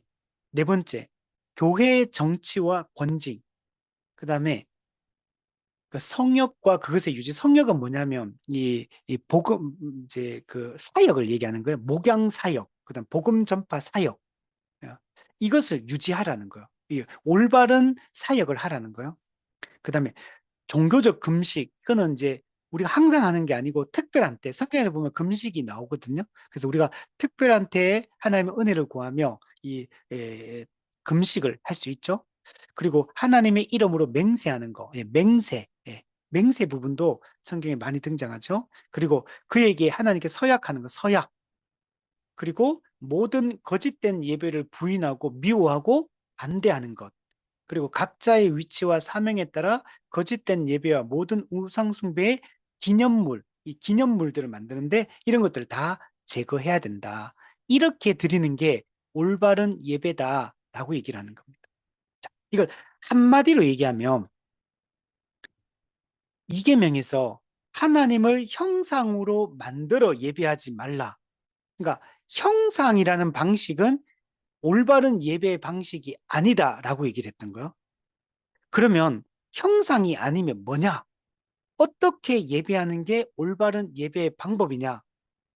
말씀으로 예배하는 것이다. 이게 지금 여기 여러 가지를 기록하고 있는데 이걸 한마디로 얘기하면 말씀의 방식이다. 형상이 아니라 말씀으로 하나님을 예배해야 된다. 말씀으로 예배하는 것이 하나님이 정한 예배의 방법이다. 라고 얘기를 할 수 있는 겁니다. 자, 이걸 좀 정리해 보면 하나님 어떤 분이냐면 보이지 않는 분이에요. 그럼 보이지 않는 하나님을 우리가 어떻게 인식하고 그분에게 적절한 예배를 드리며 살아갈 수 있느냐? 하나님 안 보이잖아요. 그럼 어떻게 해야 됩니까? 근데 하나님이 자기를 나타내셨어요. 어떻게 나타냈냐면 보이지 않는 하나님의 형상인 예수 그리스도를 통해서 하나님이 자기를 나타내셨어요. 그래서 예수님을 우리는 독생하신 하나님이라고 표현합니다. 독생하신 하나님. 이 땅 인간의 몸을 입고 태어난 근데 그분이 하나님인 겁니다. 그분은 보이지 않는 하나님의 형상입니다. 우리 골로새서 말씀. 자, 다시 하나님은 보이지 않는다. 근데 우리는 그 하나님을 예배해야 되는 어떻게 예배하느냐? 그분이 자기를 나타내셨다. 어떻게 나타내셨느냐? 하나님이 독생하셨다. 보이지 않는 하나님의 형상이신 예수님을 통해서 하나님이 나타나셨다. 그래서 우리는 하나님을 알고 예배를 하려면 예수 그리스도, 이 땅에 인간을 몸을 입고 태어나신 그리고 십자가를 지신 그 예수님을 알고 그 예수님을 우리가 예배하지 않으면 하나님을 예배할 수가 없어요. 자, 그런데 예수님은 또 어떠냐면 이 땅에서 그 중보 사역을 수행하시고 승천하셔서 하늘로 올라가셨어요. 그 예수님이 지금 우리와 몸으로 옆에 있질 않아요. 예수님은 지금 하늘에 계십니다. 몸을 가지고. 그럼 우리가 어떻게 그러면 하나님을 통해서, 예수님을 어떻게 우리가 교제하고 만나고 그 예수님을 통해서 하나님을 어떻게 예배할 거냐. 성경이 이렇게 기록되어 있어요. 성경이 곧 내게 대하여 기록하였느니라. 우리는 그 지금 승천하사 하늘에 계신 그 예수님을 어떻게 우리가 알 수 있느냐? 말씀을 통해 알 수 있는 거예요. 성경이 곧 내게 대하여 기록했다. 우리는 성경을 통해서 예수님이 어떤 분인지, 어떤 일을 하셨는지, 이런 거 다 알 수가 있어. 그것을 통해 우리는 하나님을 알고 하나님을 예배할 수 있는 겁니다. 그래서 성경이 기록된 하나님의 자기 계시기 때문에 우리는 이 성경에 기록되어 있는 이 말씀을 통해서만 삼위 하나님을 바르게 알고 그리고 하나님이 정한 예배의 방법이 무엇인지도 알고 적절하게 언약 백성이 하나님께 적절한 반응을 성경 말씀을 통해서만 우리는 알 수가 있는 겁니다. 근데 그 말씀이 우리에게 그 하나님을 드러내고 나타내느냐면, 첫 번째는 설교라는 방식인 거. 말로 말씀을 전하는 방식인 거. 그 우리 귀로 듣는 방식인 거. 그리고 우리의 눈으로 기록된 성경 말씀을 읽는 방식인 거. 읽고, 듣고, 그죠? 눈으로 보고, 그래서 그것을 통해서 하나님이 어떤 분인지, 그분이 우리를 위해서 무슨 일을 하셨는지, 그분이 우리에게 무엇을 명령하셨는지, 우리에게 어떤 약속을 주고 있는지, 그분과 우리의 관계가 어떠한지, 우리는 그 하나님을 어떻게 예배해야 되는지, 이 모든 것을 성경 말씀을 통해 알 수 있는데 그 성경 말씀이 어떻게 우리가 깨닫냐면, 그죠? 성경을 읽고 설교를 듣고 우리의 귀로 듣고 이런 방식이에요. 양육을 하고 이런 방식. 다 이게 말씀의 첫 번째 방식인가. 그럼 우리가 하나님을 바르게 예배하려면 어떻게 됩니까? 성경책을 읽고 설교를 듣고 그죠? 그 말씀에 순종하고 이런 방식으로 해야 되는 거. 근데 여기에 뭐 초를 피우고 향을 피우고 이런 건 없잖아요. 옷을 어떻게 해 입고 장식을 어떻게 하고 순서를 뭐 예를 들면 뭐 성찬을 하더라도 성찬을 따를 때 순서는 어때야 되고 뭐 여러분 성찬식도 교회마다 달라요. 예, 뭐 잔도 다르고 모양도 다르고 순서도 다르고 그러나 그 의미는 똑같잖아요. 의미는 그거는 상관이 없다는 거. 그 의미가 정확하게 전달되는 게 중요한 거거든요. 그래서 설교도 마찬가지죠. 메시지가 정확하게 성경이 말하는 그 하나님을 정확하게 드러내야 되는 거예요. 그래서 말씀을 전하고 가르치는 사람이 또는 우리가 성경을 읽고 해석을 할 때도 올바르게 하느냐 올바르지 않느냐 이게 매우 중요한 거예요. 이게 말씀의 방식이라는 거예요. 또 그것만 있는 게 아니죠. 성례도 마찬가지인 거예요. 세례와 성찬 이걸 뭐라 그럽니까? 보이는 말씀이라고 그랬잖아요. 들리는 말씀. 그러니까 우리가 설교나 양육 같은 거는 들리는 말씀인 거예요. 근데 성례라는 거는 보이는 말씀이에요. 그럼 보이는 말씀을 왜 주셨냐? 세례와 성찬을. 왜냐하면 들리는 말씀만으로 충분히 복음이 전해지지 않기 때문에. 들리는 말씀만으로 충분히 하나님이 어떤 분이고 그분을 나타내지가 않아진 완벽하게 드러나지가 않으니까 들리는 말씀 플러스 보이는 말씀을 통해서도 더 우리에게 복음이 무엇인지, 삼위 하나님이 어떤 분인지, 그분이 우리에게 베풀어진 은혜가 뭔지를 명확하게 드러내는 역할을 여러분 해주고 있는 겁니다. 그래서 이 보이는 말씀도 우리에게 매우 중요한 이 하나님의 자신을 나타내는 이런 방법이 되는 겁니다. 또한 그것만 있는 게 아니에요. 기도와 감사, 찬양 이런 거. 기도도 뭡니까?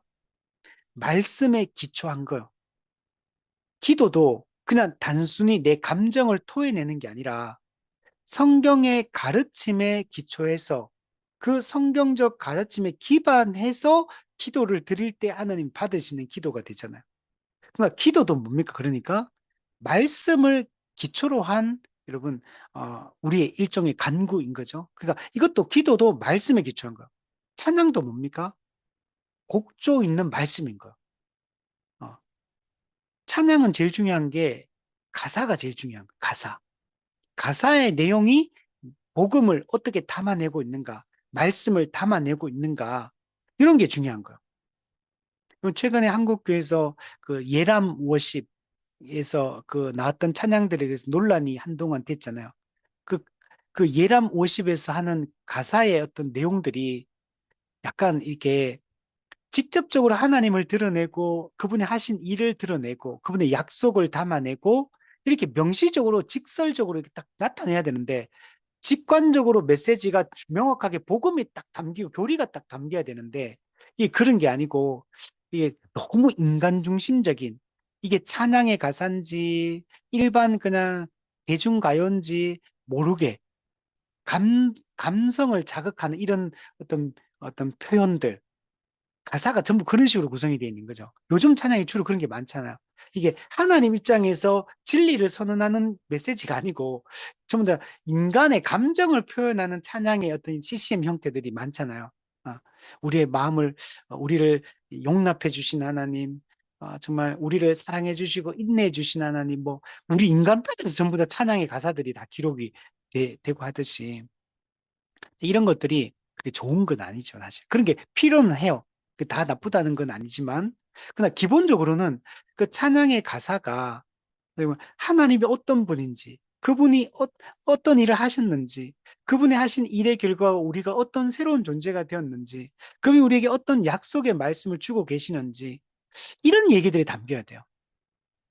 그래서 이런 가사들이 찬양을 통해서 이렇게 나타나야 되고, 이것도 그러니까 찬양도 말씀이라고 할 수 있는 거죠. 찬양도 말씀과 구분되어 있는 게 아니라 찬양에서 가장 중요한 것은 가사가 가장 중요하다. 그 가사의 내용을 어떻게 잘 표현하는 것은 뭐 음악적으로 뭐 음악적 요소를 가미가 하는데, 근데 그게 가사를 묵상하고 그 진리가 드러나도록 하는 방식이, 그러니까 부각이 되는 게 진리 그 자체가 부각되도록 해야 되는데, 요즘 이게 GCM 이런 것들이 자꾸 음악적 요소를 통해서 감정을 자꾸 건드리는 방법. 실제로 가사에서는 전혀 은혜를 못 받고 가사 의미도 모르는데 그냥 음악적 요소 자체가 사람을 심금을 울리게 만드는, 눈물이 나게 하고, 이런 식으로 기획하고 멘트를 할 때도, 이 인도자가 멘트를 할 때도 사람의 감성을 건드리는 이런 멘트를 통해 가지고 눈물 나게 하고 뭔가 은혜 받은 것처럼 느끼게 만드는 이런 걸 하기 때문에 문제가 되는 거죠. 자, 그래서 근데 그런 거는 우리가 배제하고, 그러나 찬양도 말씀에 기초한 거다라고 얘기할 수 있죠. 또한 그러면 교회 정치와 권징도 마찬가지요. 그러면 교회를 잘 다스려야 돼, 정치. 그리고 죄에 대해서 이게 죄를 잘 처리해야 돼, 권징. 자, 이런 것들도 전부 다 말씀에 기초한 거예요. 이게 형상이 아니라 말씀의 방식이어야 된다 할 때, 이 교회 정치와 권징이 제대로 시행되는 게 중요합니다. 그러면 다스림도 말씀에 기반해서 다스리는 거예요. 권징을, 죄를 처리하고 벌을 줄 때도 말씀에 기반해서 벌을 주는 거예요. 그래서 이런 교회 정치와 권징을 우리 뭐라 표현하냐면은 지켜내는 말씀이다. 지켜내는 복음이다. 이렇게 말하는. 아까 설교나 양육이나 성경을 읽거나 이런 것들은 들리는 말씀. 성례, 세례, 성찬, 이거는 물을 뿌리고 떡과 포도주를 입으로 맛보고 오감을 다 맛을 보는 거잖아요. 경험하는 거잖아요. 오감으로. 이런 것들 전부 다 보이는 말씀이에요. 근데 교회 정치나 권징 같은 거는 복음을 지켜내는 방법인 거. 말씀을 지켜내고 말씀이 변질되지 않도록 하는 방법이 이런 교회 정치와 권징입니다. 자, 예를 들면 목사님이 설교와 양육을 바르게 해요. 근데 성례가 왜곡되거나 정치와 이 권징이 왜곡되어 버리면 말씀이 왜곡되게 돼요. 또 어떤 분은 성례는 바르게 하는데 말씀을 메시지를 전할 때 비복음적인 메시지라든지 복음이 충실하게 드러나지 않는 이런 인간 중심적인 메시지를, 인간의 귀를 즐겁게 하는 말들을 한다든지, 또는 이 권징이 제대로 시행되지 않는다든지, 그러면 이것도 말씀과 복음이 왜곡되는 거예요. 우리는 그러니까 이런 하나하나, 이게 하나의 정한 방법들이 전부 다 이거 하나하나 어느 하나만 잘한다고 되는 게 아니고 이 모두가 성경적이어야 된다. 이 모든 것들이 성경적으로 바르게 하기 위해서 애를 쓸 때 우리는 말씀으로 예배한다. 말씀으로 바르게 예배한다라고 얘기하는 것. 뿐만 아니라 우리가 하는 사역, 우리 성역과 그것의 유지, 목양, 양을 돌보는 것, 또 복음을 전하고 가르치는 것, 믿지 않는 자들을 이 교회로 이제 인도하는 것. 그러니까 교회가 하는 사역도 올바라야 돼요. 사역도 교회가 해야 될 사역이 있고 일반 세상이 해야 될 일들이 있잖아요. 교회가 해야 될 본질적인 일에 교회는 집중해야 돼요. 예를 들면 병원이 불을 잘 끄는 병원, 불났을 때 불을 효율적으로 끄는 병원, 필요하면 그것도 해야겠죠, 병원이. 그러나 우리가 병원에게 기대하는 게 불 잘 끄는 병원을 기대하진 않잖아요. 진단을 잘하고, 치료를 잘하고, 수술을 잘하고, 환자를 잘 회복되게 하는 병원을 원하잖아요. 교회가 자꾸, 교회가 사회복지재단이 아니에요, 교회는. 교회는 구제하고, 영혼을 돌보고, 긍휼히 여기고, 살피고 해야 되죠. 그러나 교회의 본질적인 역할이 구제가 아니잖아요. 사회복지가 아니잖아요. 교회가 심리 상담소가 아니잖아요. 물론 이제 복음을 잘 전하면 상담이 자동으로 되지만, 그냥 일반 사회가 이야기하는 그런 심리 상담소는 아니라는 거. 교회가 무슨 또 뭐 요즘에는 이런 경영학 뭐 이런 것도 막 들어오고, 사회학 이런 거 들어오고, 막 철학 뭐 다 들어오죠. 경영기법 이런 거 막 들어오고. 근데 교회가 그게 주된 일은 아니잖아요. 그런 요소는 가지고 있을지 몰라도, 그런 도움을 받아서 우리가 교회를 잘 하는 건 중요할지 몰라도, 우리가 교회가 해야 될 일은 복음을 잘 선언하고 선포하고, 복음을 잘 가르치고, 사람들의 영혼을 구원하고, 하나님을 잘 예배하고, 교회답게 일상 속에서 그 사랑을 실천하며 살아가게 하고, 죄와 싸워서 자신의 거룩함을 지키게 하고, 이런 일들에 집중돼야 되는 거예요. 근데 교회 사역이 요즘에는, 교회가, 저는 이제 이런 것을 안 좋아하는데, 막 교회가 사회복지 시설 만들고 막 요양병원 만들고, 교회가 막 요양소 운영하고, 심리 상담소 막 상담을, 일반 상담소 가서 할 수 있는 것들도 교회에서 막 그런 것들을, 그 어느 정도의 그런 역할을 하는 건 저는 필요하다고 보는데, 근데 주된 일은 그게 아니라, 또 교회가 막 찬양 음악 중요한데, 교회가 정말 어떤, 자꾸 막 그런데 막 올인하는 거, 정작 해야 될 그 말씀을 적극적으로 가르치고, 영혼을 돌보고, 말씀으로 위로하고, 격려하고, 권징하고, 책망하고, 권면하고, 이런 일들을 집중을 안 하고, 딴 거 하고. 또 요즘 저는 이제 마음에 안 드는 게, 목사를 뭐 음악 목사다, 뭐 상담 목사다, 무슨 방송 목사다. 아니, 목사는 목사지, 무슨 방송 목사가 있고, 상담 목사가 있고, 무슨 그런 게 어디 있어요, 도대체. 근데 이런 거 버젓이 교회에서 행하고 있는 거야. 아, 우리가 목사님 부를 때는, 목사님 말씀 전하고, 말씀 잘 가르치고, 설교 잘하고, 양육 이런 걸 기대해야 되지. 근데 부목사 딱 구하는데 보면은, 예, 음악 잘하는, 악기를 잘 다룰 수 있는 분, 컴퓨터를 잘 다루는 분, 뭐, 운전을 잘하는 분, 어, 방송실을 담당할 수 있는 분. 아니, 그게 목사를, 그거 잘하는 전문가를 부르면 되지. 목사를 부를 필요는 없다는 거죠. 예를 들면. 너무 제가 과하게 얘기하는지 모르겠는데, 음, 예. 그러니까 이게 본질이 왜곡되고, 이렇게 주객이 전도되면 안 된다는 거예요. 요즘 선교사들도 저는 이해해요. 프로젝트 사역하는 거 접근이 어려우니까, 접촉이 어려우니까. 그러나 그럼에도 불구하고 선교사가 하는 일은 뭐냐? 복음 전하고, 교회 세우고, 예배 드리고, 자생하는 교회를 세우고, 그 또 다른 데 이동하고, 이게 선교사가 해야 될 일이거든요. 그러니까 복음 어떻게 잘 가르치고, 어떻게 교회를 세우고, 어떻게 예배 드리게 할 수 있을까? 이걸 고민해야 돼. 영혼을 구원하고, 신자로서 잘 살아갈 수 있도록 그걸 가르치는 게 아니라, 선교사들이 가면 다 뭐, 주된 일이 뭐, 다 어떤 프로젝트 사역을 하고 있는 거. 접촉을 하기 위해서 어쩔 수 없는 지역에서 그렇게 하는 거 저는 인정하고, 비즈니스 사역 다 인정하는데, 그러나 그걸 하더라도 선교사의 마음속에는 영혼에 대한 마음, 복음을 어떻게 가르치고, 어떻게 교회를 세울 건가, 어떻게 제자를 세울 건가, 이걸 고민해야 된다는 거.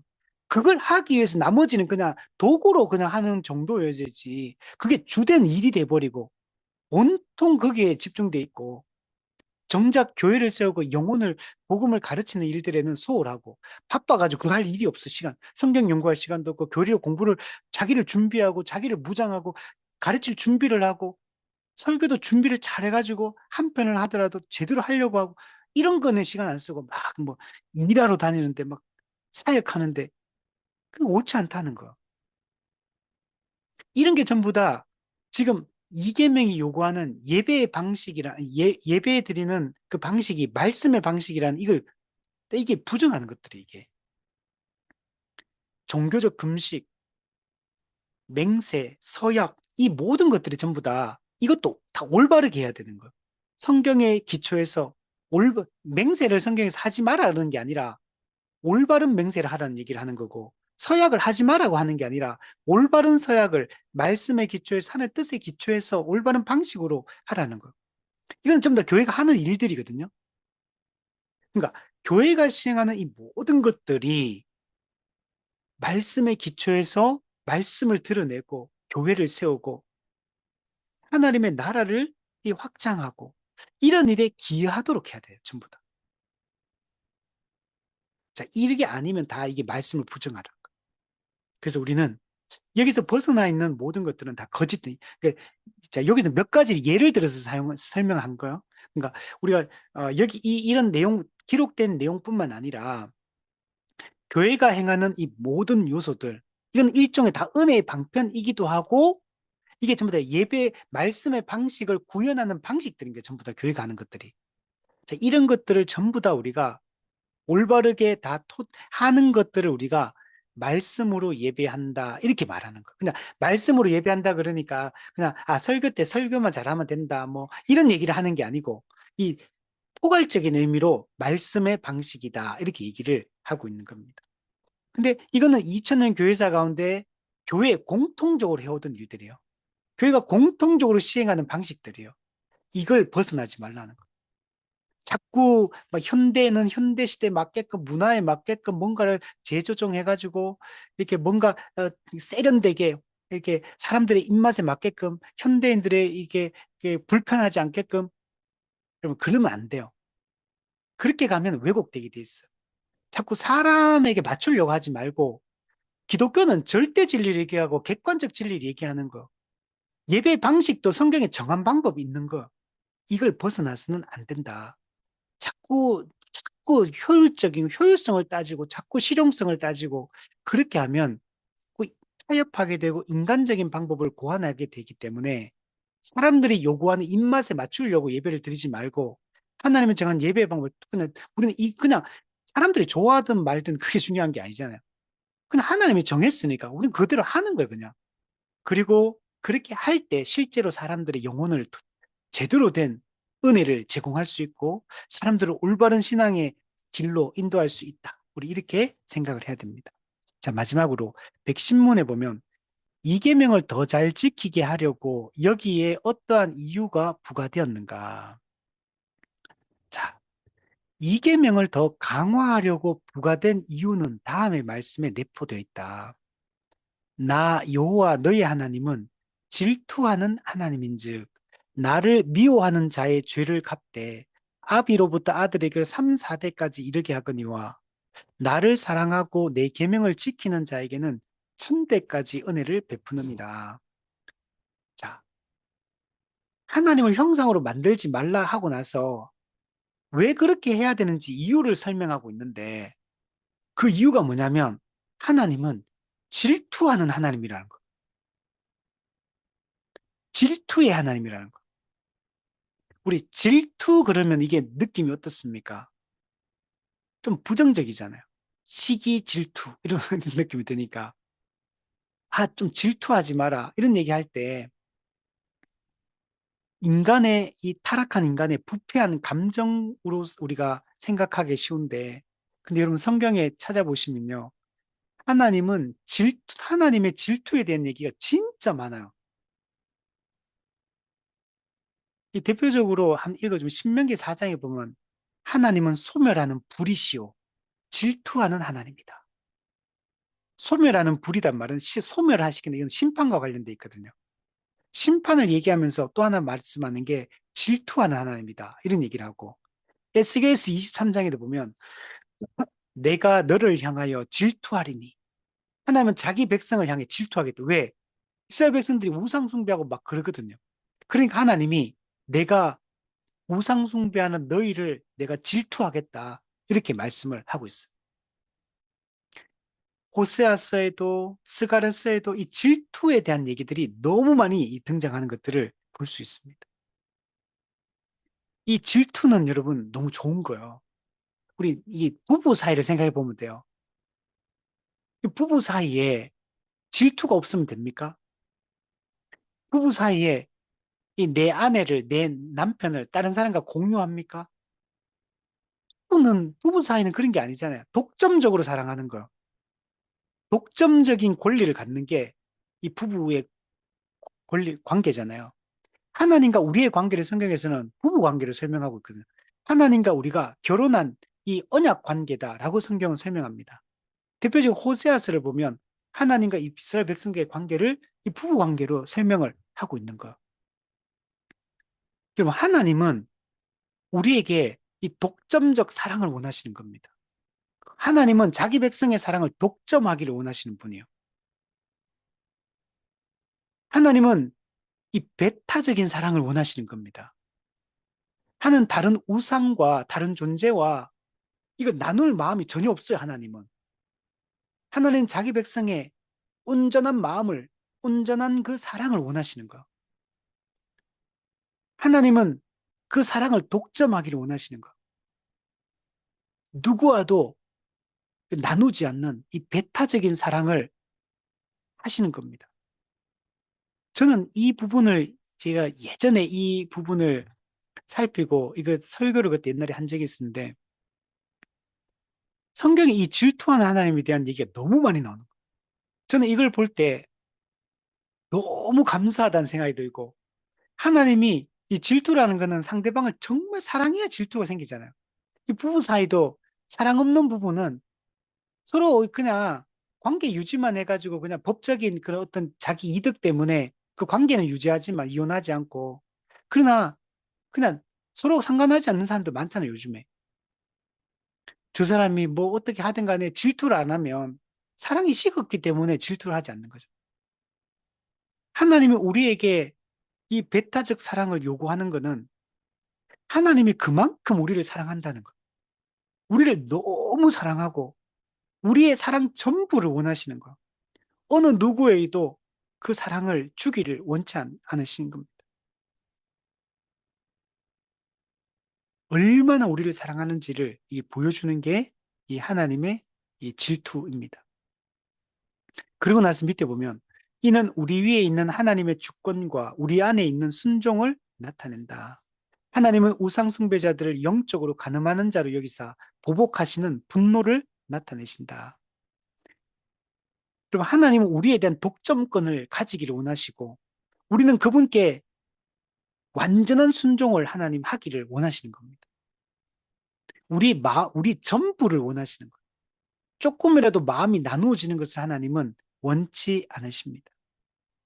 만약에 이게 나누어져서 이 사랑이 우상을 향하면 영적 간음으로 하나님은 여기시고 보복하시겠다는 것. 하나님이 심판하시겠다고 말씀하고 있는 것. 그럼 왜 하나님이 믿지 않는 불신자들을 심판해서 지옥에 보냅니까? 하나님은 독점적 이 사랑을 원하시는데 그들이 우상 숭배하고 하나님께 사랑을 안 하니까 하나님 심판하시는 거예요. 하나님은 피조물이 창조주를 온전히 전적으로 그 사랑을 하기를 원하시는 거예요. 이 계명을 범한 자들을 하나님은 자기를 미워하는 자들로 여기셔서 네. 그러니까 하나님께 돌려야 될 영광을 다른 자에게 돌리고 이렇게 하고 또 하나님을 왜곡시키고 막 이렇게 하니까 하나님은 이걸 자기를 미워하는 걸로 여긴다는 거. 이런 행위가 사람이 하나님을 미워하는 행동으로 하나님은 여기시고 그래서 여러 시대에 이르기까지 그들을 형벌하신다고 경고하신다. 언제까지? 나를 미워하는 자의 죄를 갚되 아비로부터 아들에게 3, 4대까지 그 저주하겠다. 벌을 내리겠다. 라고 하나님께서 말씀하고 있는 겁니다.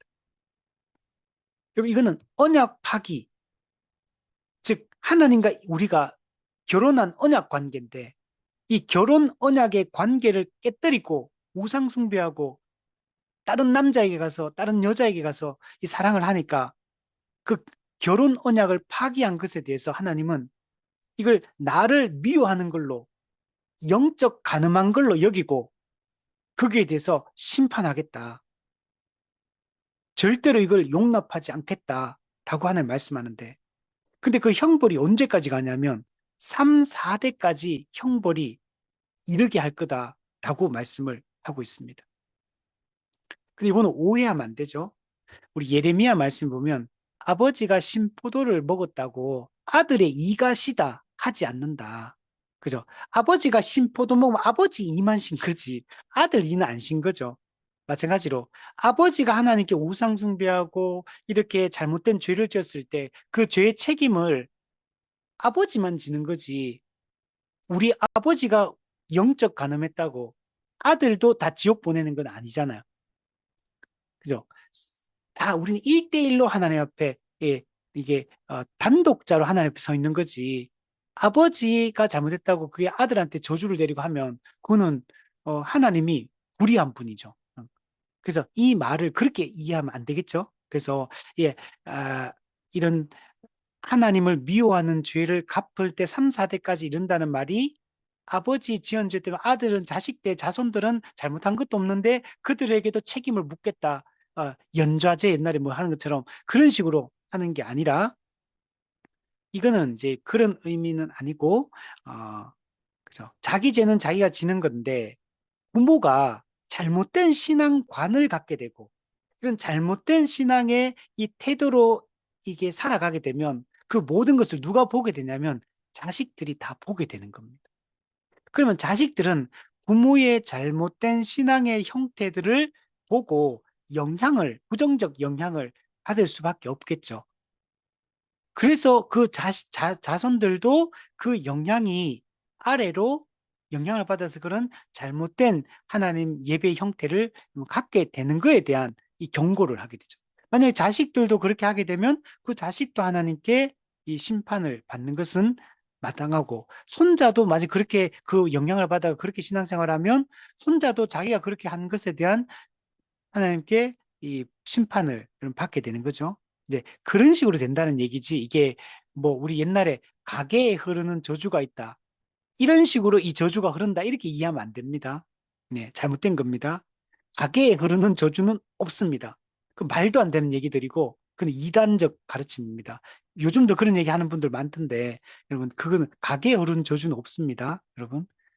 자, 그런데 뒤에 보면 하나님을 사랑하고 자기 계명을 지키는 자들에는 여러 대에 이르기까지 자기의 긍휼을 약속하신다. 예, 앞에 보면 천대까지 은혜를 베푼다. 그죠? 이것도 오해하면 안 되죠. 예. 아버지가 신앙생활 잘했다고 후손 천대까지 하나님의 복을 받는다. 이런 식으로 이해해버리면 이거는 매우 잘못된 거죠. 부모가 좋은 신앙의 유산을 남겨주고 좋은 신앙의 그런 태도들을 이게 그 모습들을 보여주면 자식들도 당연히 그걸 보고 배우게 되고 그러면 자식도 형상의 방식이 아니라 말씀의 올바른 방식으로 하나님 예비하며 살게 될 거고 그러면 또 그 아버지 부모 세대가 그렇게 살면 자녀들도 부모 세대를 보고 본받고 배우게 되고 또 그 가르침도 그대로 수용하게 되고 받게 되고 그러면은 그 올바른 믿음의 그 방식들이 쭉 후대로 계속 신앙 전수가 일어나게 되겠죠. 신앙 전수가 되어서 그들도 올 하나님께 이 복을 받게 된다. 이제 이런 얘기를 하고 있는 거죠. 자, 근데 이제 재밌는 거는 이 저주는 3, 4대까지인데 예, 은혜와 복은 1000대까지 내려가요. 이 하나님이 얼마나 좋으신 분인지를 또 보여주고 있는 겁니다. 하나님은 정말 자비와 긍휼이 얼마나 풍성한 분인가를 보여주고 있고 우리가 하나님을 올바르게 예배하고 살아감으로 이 복을 충만하게 우리 교회가 누리기를 하나님이 원하신다는 것을 이 본문을 통해서도 잘 보여주고 여러분 있습니다.